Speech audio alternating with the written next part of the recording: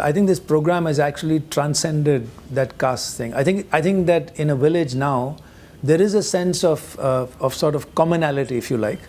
Now, having said that, emptying of a pit is still an issue, right? And it's one of the reasons we are trying to promote the twin pit, and the fact that we're trying to get some iconic people like Bollywood actors and others, people of influence, to empty pits, so that people understand that this is something which everyone should do. Because one of the barriers to building a twin pit, the research has shown, is two things. One is, many people think this pit is going to fill up very quickly, right? It's going to fill up, and then who's going to empty it? And typically, even if you want to get a vacuum truck, and so what do people do in more urban areas? You have a septic tank, you get a vacuum truck, it's vacuumed out, and so that's one way to empty a pit for a septic tank. Now, in a twin pit, in a rural area, it's a little more difficult to get a truck into a narrow gully.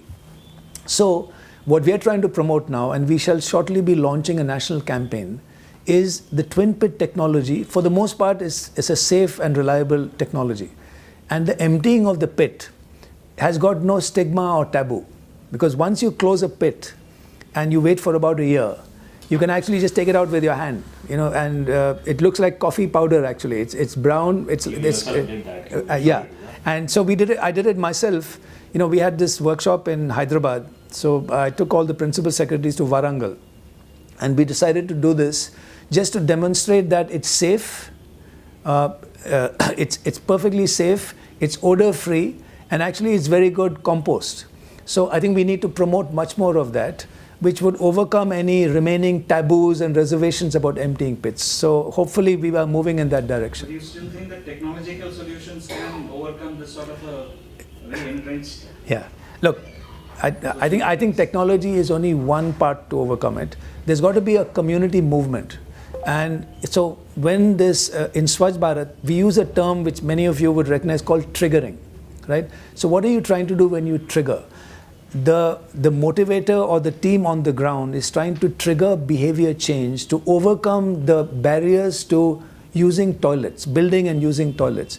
In that process, so if you actually attend one of these, we'll be very happy to facilitate I'm sure many of you have already been there.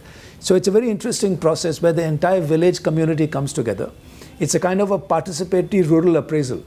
We've actually got the guru of PRA, Robert Chambers, who is working with us on Swachh Bharat. In fact, it was his idea that we empty a pit. And so what happens in a village community is the entire community comes together, right? And this is all sections, all castes.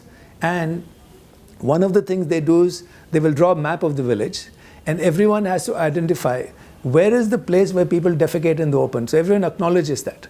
So it's a process where people have forced to come out and confront the fact that they're defecating in the open. What are the health issues? How do their kids fall sick? How it's not enough that half the village has toilets and the other half doesn't. In that process, there is a kind of a self-awareness or a bonding, if you like, of the community.